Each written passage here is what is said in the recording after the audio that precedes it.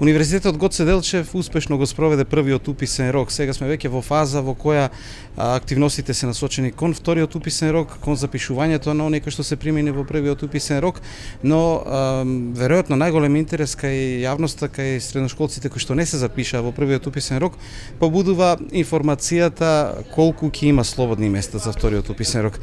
Разговараме со професор доктор Емилија Јаневиќ Ивановска, проректор за настава при Универзитетот Гоце Делчев. Професорке, има ли слободни места на Универзитетот Гоце Делчев за вториот уписен рок? На Универзитетот Гоце Делчев во Штип и во сите наставни центри кои што се во состав на Универзитетот Гоце Делчев и студиските програми кои што се објавени по конкурсот за учебната 2014-2015 година, има место. Иако после пријавувањето во првиот уписен рок имаме над 50%, значи генерално, веќе зафатени места, да кажем.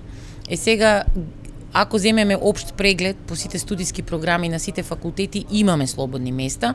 Со мал исклучок е студиската програма по општа медицина, каде што веќе местата се пополнети, веројатно со некој можеби мал исклучок во квотата за финансирање, каде што очекуваме понеделник и вторник сите пријавени студенти да се запишат и веројатно можеби ќе има некои мали осцилации, иако искрено не очекувам, гледајќи го успехот со кој што овие кандидати во првиот уписен рок се пријавени.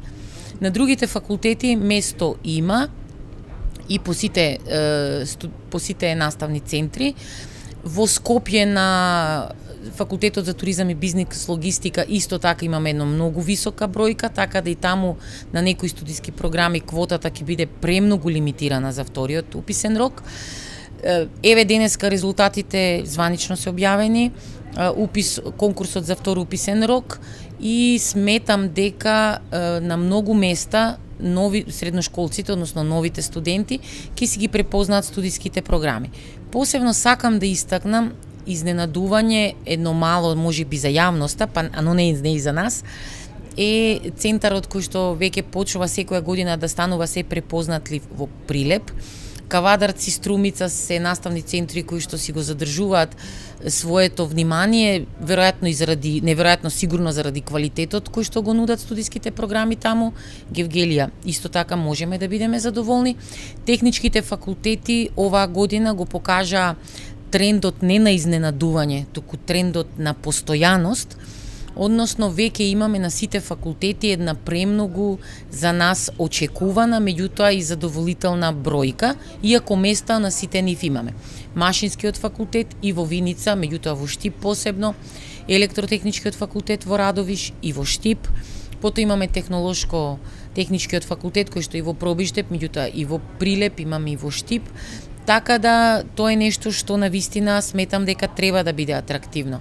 Земјоделскиот факултет веќе си покажа едни формирани убави јадра на постојаност, да кажам, информатика, значи да не заборавам сите други факултети, правниот, економскиот во Кочани, можеби срамежливо, меѓутоа веќе се издвојуваат студиски програми кои што навистина побудуваат интерес кај средношколците. Мислам дека академиите, да ви кажам, веројатно можеби за мало изненадување кај нас, веќе квотите кај да се и таму пополнети, и мислам дека во вториот уписен рок очекуваме сите оние средношколци кои што од различни причини не успеа да влезат во првиот уписен рок, дека ќе си најдат своја препознатливост и она што ќе им даде визија за нивната иднина. После 6 години бројка во првиот уписен рок од 2116 кандидати и веројатно ќе се приближи по трите уписни рокови, прогнозите се некаде околу 3000. Дали е тоа оптималната бројка која што треба да очекува Универзитетот Гоце Делчев? Па ја мислам, ако мене ме прашате, јас бројката од 3 можеби ќе ја зголемам малку, гледајќи дека во првиот уписен рок имаме една бројка која што стварно дава една добра, како да кажам, реалност за нас, и бројка зад која што стојат солидни студенти. Значи, ако ви кажам дека скоро на сите студиски програми листата почнува со студенти од над 90 поени, е веројатно гаранција за нешто, што треба самите студенти да го препознаат. Од друга страна, да не ги заборавиме и специјалната квота 30-35, која што на едно пријатно очекување од наша страна почнува да се пополнува, и тоа побудува еден релативно можеби, или ова е привидно од моја страна, малку поголем интерес од минатите години. Значи имаме таму студиски програми, бројката е скромна можеби за првиот уписен рок, меѓутоа со најава и со 24 часа отворениот телефон за информации кој што функционира на УГД, мислам дека бројката во вториот уписен рок и таму ќе биде поголема. Што за вас значи податокот дека многу од анкетираните кандидати во анкетите кои што ги правеше Универзитетското радио, Универзитетската телевизија, УГД ФМ и УГД ТВ, кажуваа дека доаѓаат на Универзитет Гоце Делчев затоа што нивни познати веќе студирале тука, сестри, роднини, браќа, пријатели и тоа искуство го пренеле на нив. Кој е тој показател, што за вас значи? Па знаете како, тоа е убава информација. Јас неколку пати сум споменала дека 20.000 семејства веќе гледаат кон УГД. Значи на еден, на друг или на трет начин.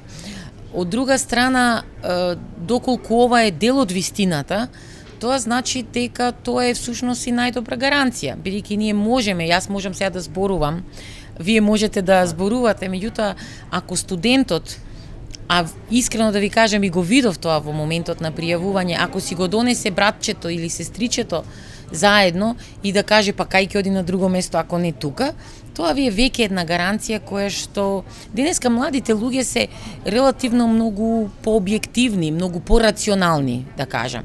И они го следат само патот кој што им дава сигурност. Така, сега подготовки за вториот уписен рок. Понеделник и вторник се уписите, запишувањето, студентите запишани да дојдат да се запишат, да не влијае на бројките. 27 август и 29 беа предвидени за прием на документи за вториот уписен рок, бидејќи 28 е неработен. Дали има промени евентуално за дополнително примање на документи? Значи ние разговаравме и на оваа тема, бидејќи согласно конкурсот кој што е објавен, запишувањето ќе биде понеделник и вторник.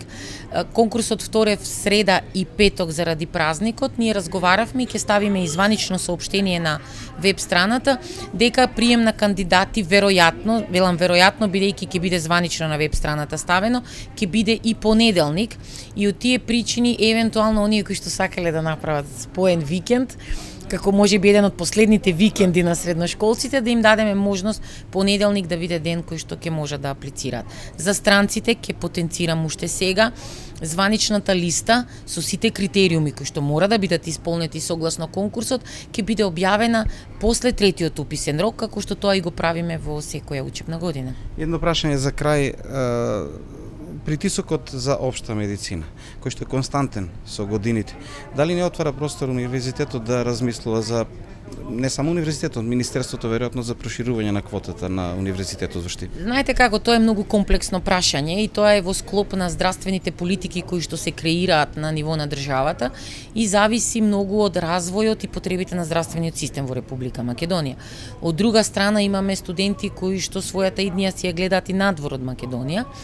И веројатно и двата фактори се причина да бројките бидат секогаш на некој начин пополнети уште во првиот уписен рок. Јас не би сакала да давам коментар дали треба или не треба. Едино што сакам да кажам е како на некој начин дел од тој тип на професии на кој што јас припаѓам. Мислам дека е тоа нешто што треба да се држи под контрола на некој начин, односно не под контрола, туку да се има целосен увид за реалните потреби. Бидејќи еве ние ја користам оваа прилика, ние веќе 2 години имаме и можност да запишуваме здравствени специјализации на нашиот универзитет, врзани со факултетот за медицински науки, и за општа медицина, меѓутоа и за фармација и за дентална медицина. Тоа значи дека е стварно тоа една комплексна состојба која што треба да одговара на потребите и на квалитетот на здравствениот систем во Република Македонија. Јас лично сум убедена дека и Министерството за здравство е во координација, нормално владата на Република Македонија, кога ги дефинира точно бројките на сите универзитети, на сите студиски програми, посебно кога се работи за овие. И мислам дека е на некој начин сосема доволно. А и сега да бидеме искрени, не е само да ги запишеме студентите, тие студенти треба да бидат задоволни и од квалитетот на наставата која што им се пружа, посебно на студиски програми кои што барат на некој начин многу поголема инвестиција, односно поголемо инвестирање, поголема практика, контакт со пациенти или било што. Така да мислам дека е ова веќе во солидни рамки и дека и понатака ќе биде онака како што треба. Благодарам за разговор. Благодарам и на вас.